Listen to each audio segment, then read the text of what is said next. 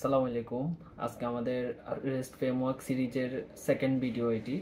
তো আমরা আসলে গত ভিডিওতে আলোচনা করেছিলাম যে রেস্ট ফ্রেমওয়ার্ক কি, আপনারা কিভাবে জ্যাঙ্গো রেস্ট ফ্রেমওয়ার্ক ইউজ করবেন বা জ্যাঙ্গো রেস্ট ফ্রেমওয়ার্কের যে বেসিক ওভারভিউ সেটা আমি এর আগের ভিডিওতে কভার করছি।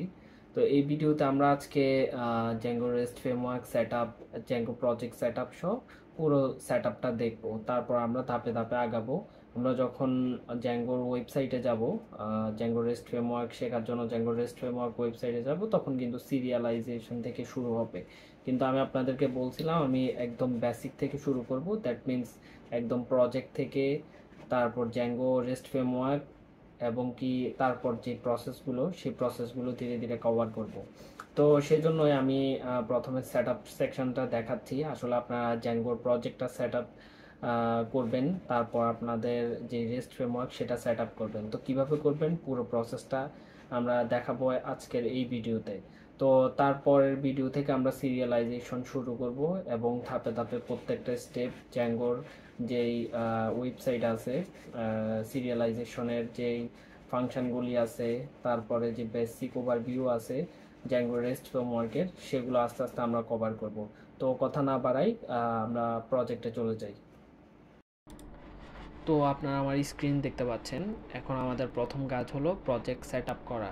তো প্রজেক্ট সেট আপ করার জন্য আমরা কোনো কমান্ড ইউজ করব না, কোনো কিছু ইউজ করব না। আপনারা যদি আমার আগের ভিডিওটা দেখে থাকেন, যেটাতে আমি দেখাইছি আপনারা কোনো কমান্ড ছাড়াই একদম উইদিন 10 সেকেন্ডের মধ্যে আপনাদের প্রজেক্ট কীভাবে রেডি করে ফেলতে পারবেন।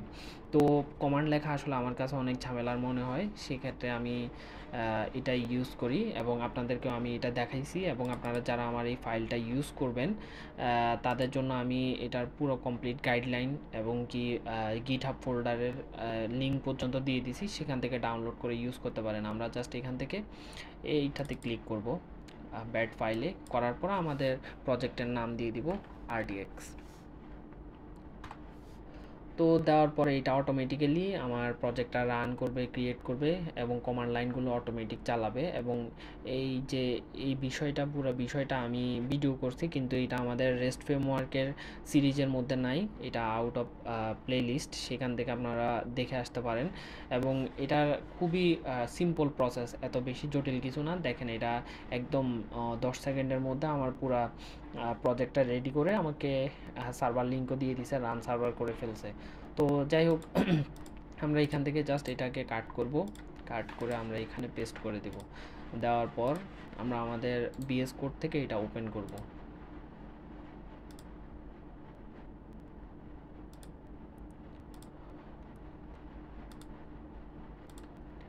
তো ওপেন করার পরে আমাদের সর্বপ্রথম একটা কাজ হবে, আমরা একটা অ্যাপ ক্রিয়েট করব। আপনারা যদি অ্যাপ ক্রিয়েট করার কাজ করেন, অ্যাপ ক্রিয়েট করা ছাড়া কাজ করেন, সেক্ষেত্রে আপনাদের অনেকগুলো প্রবলেম ফেস করতে হবে। মেন প্রজেক্টে যদি কাজ করেন, মেন ফোল্ডারে কাজ করেন, তাহলে আপনাদের কোডগুলো অনেক এলোমেলো হয়ে যাবে। তো এই জন্য আমি সবসময় মেইন ফোল্ডার, যেটা প্রজেক্ট ফোল্ডার, সেটাকে সেপারেট রাখি এবং আলাদা আলাদা সেকশনের জন্য আলাদা আলাদা অ্যাপ ক্রিয়েট করি। তো এই জন্য আমি সর্বপ্রথম অ্যাপ ক্রিয়েট করব টার্মিনাল থেকে। তো অ্যাপের নাম দিব python-manage.py startup my app। তো আমার অ্যাপের নাম দিলাম মাই অ্যাপ, ক্লিক করলাম। তো মাই অ্যাপ এখন ক্রিয়েট হয়ে গেছে। তো এখন মাই অ্যাপ ক্রিয়েট হওয়ার পরে আমরা জাস্ট সেটিংসে চলে যাব। আমরা যেই মাই অ্যাপ নামে একটা অ্যাপ ক্রিয়েট করছি, এটা কিন্তু সেটিংস জানে না, আমাদেরকে জানাই দিতে হবে যে আমরা একটা মাই অ্যাপ নামে অ্যাপ ক্রিয়েট করছি, না হলে কিন্তু আমাদেরকে এরর দিবে। তা আমরা এখানে বলে দিলাম যে মাই অ্যাপ নামে একটা অ্যাপ ক্রিয়েট হয়েছে, তুমি এটাকে রেজিস্টার করো।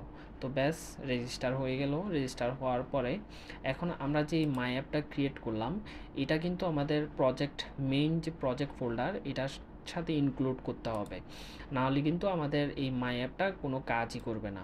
তো যত ফাইল ফোল্ডার যত কিছুই আপনারা করেন না কেন, এই মেইন প্রজেক্ট ফোল্ডার যেটা আছে সেটার সাথে কিন্তু আপনাদের সব কিছু কানেক্ট করতে হবে। তো এখন এই কানেক্টটা করার জন্য আমি প্রথমে এখান থেকে ইনক্লুড করে নিব, যেটা আসলে না করলে আমাদের ইউআরএলসটা শো করবে না।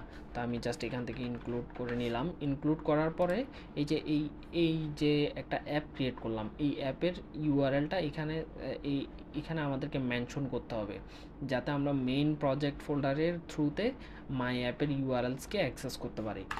তো এই জন্য আমরা জাস্ট ইনক্লুড নামে একটা কোড দিয়ে এটা ইনক্লুড করে নিব।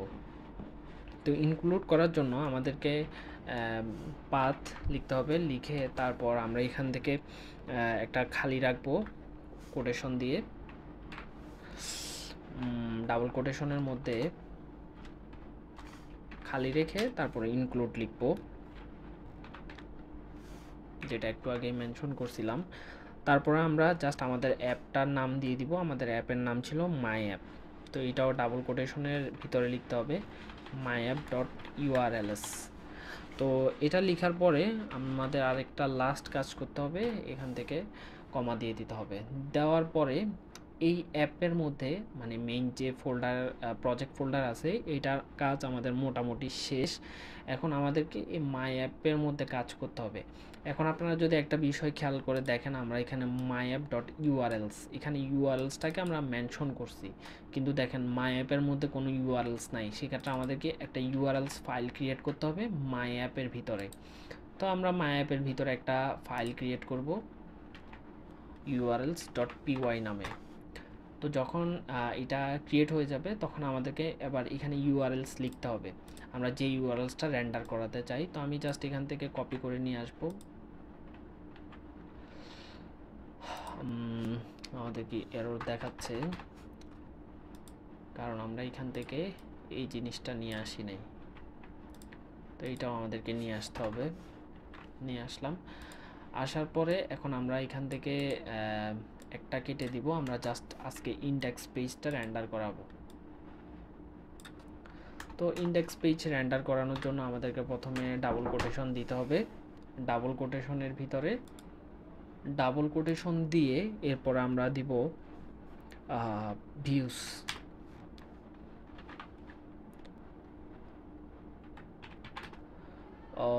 আমাদেরকে একটা এরর দেখাচ্ছে যে ভিউস আমরা এখানে ইনক্লুড করি নাই।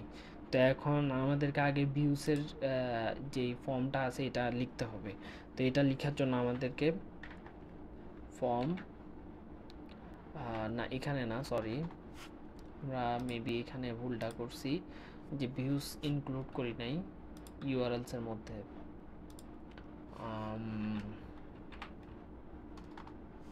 তো আমাদেরকে ফর্ম লিখতে হবে, কোথা থেকে আমরা এটা ইম্পোর্ট করব সেটা আমাদেরকে লিখতে হবে। তো আমরা ইম্পোর্ট করব মাই অ্যাপ থেকে।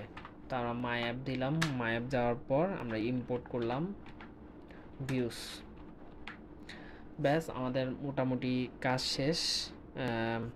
তো এখন আমরা কিন্তু ভিউস দিলে এটা এখন আর আমাদেরকে এরর দেখাবে না।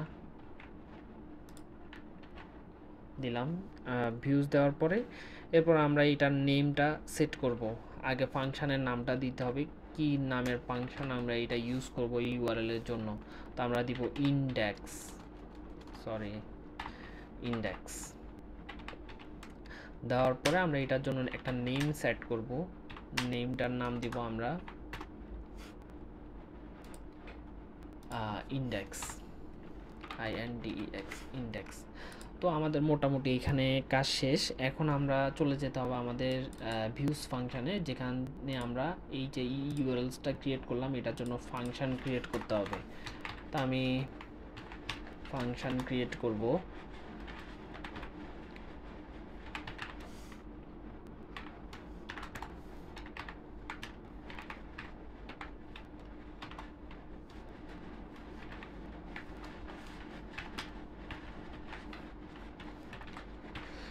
তো আমাদের ফাংশনটাও ক্রিয়েট করা শেষ।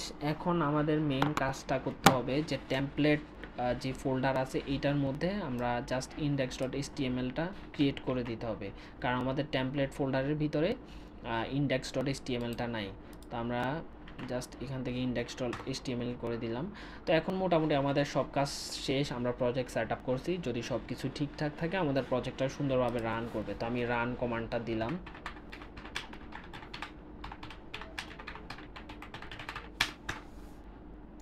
তো দেখেন আমাদের প্রজেক্ট কিন্তু সাকসেসফুলি রান হয়েছে। আমরা ব্রাউজারে গিয়ে দেখি যে আমাদের পেজ রেন্ডার হইল কি না। তো তো আমাদের পেজ সুন্দরভাবে রেন্ডার করছে। তো আমি এখন যে কোনো একটা টেমপ্লেটকে এখানে রান করে দেখাই। সরি একটা HTML ট্যাগকে রান করে দেখে আমরা জাস্ট h1 ট্যাগ দিলাম, দেওয়ার পরে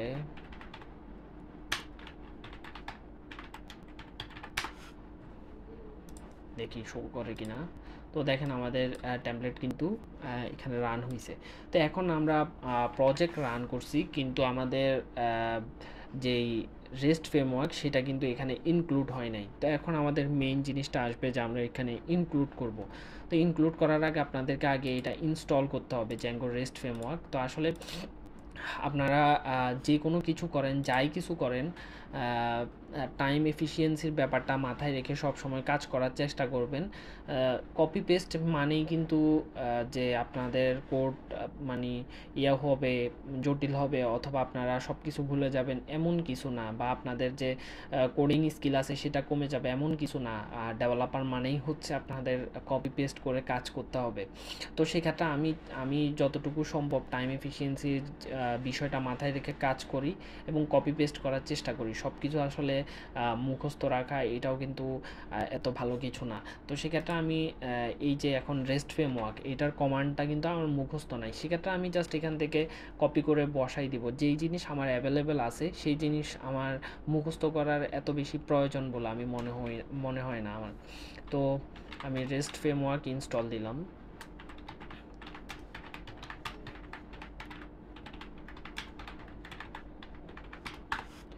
তো জ্যাঙ্গো রেস্ট ফ্রেমওয়ার্ক ইনস্টল লেখার পরে প্রথম ওয়েবসাইট থেকে আমরা যদি ওদের ইনস্ট্রাকশন ফলো করি, ওরা দেখেন এখানে সুন্দরভাবে দিয়ে দিছে কীভাবে আমরা ইনস্টল করব, ইনস্টলেশন প্রসেস।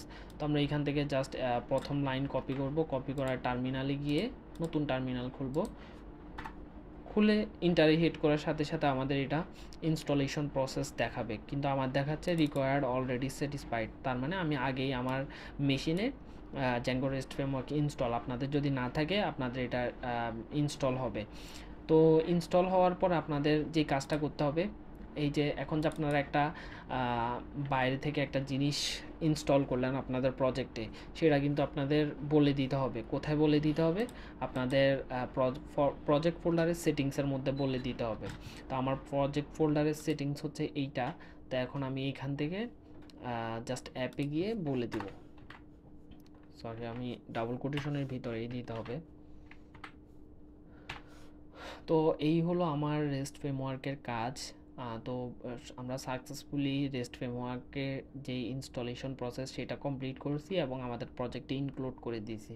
আমাদের রেস্ট ফ্রেমওয়ার্ক পুরোপুরি কাজ শেষ এবং আমাদের প্রজেক্ট ফোল্ডারেরও কাজ শেষ, দুইটাই আমরা আজকে কমপ্লিট করছি। আজকে আমি শুধু দেখাইছি আপনারা কিভাবে প্রজেক্ট রেডি করবেন এবং রেস্ট ফ্রেমওয়ার্ক আপনাদের প্রজেক্টে ইনক্লুড করবেন, এই দুইটা বিষয় দেখাইছি। আমরা নেক্সট ভিডিওতে আমরা সিরিয়ালাইজেশনে চলে যাব, টিউটোরিয়াল থেকে এই সবগুলা বিষয় কভার করব। এই 6টা জিনিস যদি আপনারা জেনে যান, আপনাদের এপিআই কাজ শেষ, ব্যাকএন্ডের কাজ শেষ, রেস্ট ফ্রেমওয়ার্কের কাজ শেষ। তো আমরা আস্তে আস্তে একটা করে সিরিয়াল মেনটেন করে যাব। প্রথমে নেক্সট ভিডিওতে আমরা সিরিয়ালাইজেশন নিয়ে কাজ করব। তো আজকে জাস্ট আমি এই দুইটা জিনিসই দেখালাম। তো আপনারা বাসায় এই দুইটা জিনিস প্র্যাকটিস করবেন এবং আমি যে অটোমেশন প্রসেসটা দেখাইছি জ্যাঙ্গোর জন্য, ওইটা করলে আপনাদের কি হবে, টাইমটা বাঁচবে, আপনাদের এত পরিমাণ কোড লিখতে হবে না। এইখানে কিন্তু আমি দেখেন আমি প্রজেক্ট অটোমেশন করার পরে টেমপ্লেট ফোল্ডার অটো হয়ে গেছে, অ্যাস্থেটিক ফোল্ডার অটো হয়ে গেছে, ওদের ভিতরে অ্যাসেটগুলো অটোমেটিক হয়ে গেছে। এবং কি আমার যে মেইন প্রজেক্ট ফোল্ডার RTX, ওইটার মধ্যে দেখেন আমি যদি সেটিংসে যাই, এই যে বেস ডাইরেক্টরি টেমপ্লেট, এই কোডগুলো অটোমেটিক লিখছে, ইউআরএলসের ভিতরে স্ট্যাটিক্সের জন্য কোড লিখছে, সব অটোমেটিক হয়েছে। তো এই ভিডিওটা আমি আগের ভিডিওতে কভার করছি আমার চ্যানেলে, তো আপনারা সেখান থেকে দেখবেন। তো আজকের মতো এই পর্যন্তই, নেক্সট ভিডিওতে আবার দেখা হবে।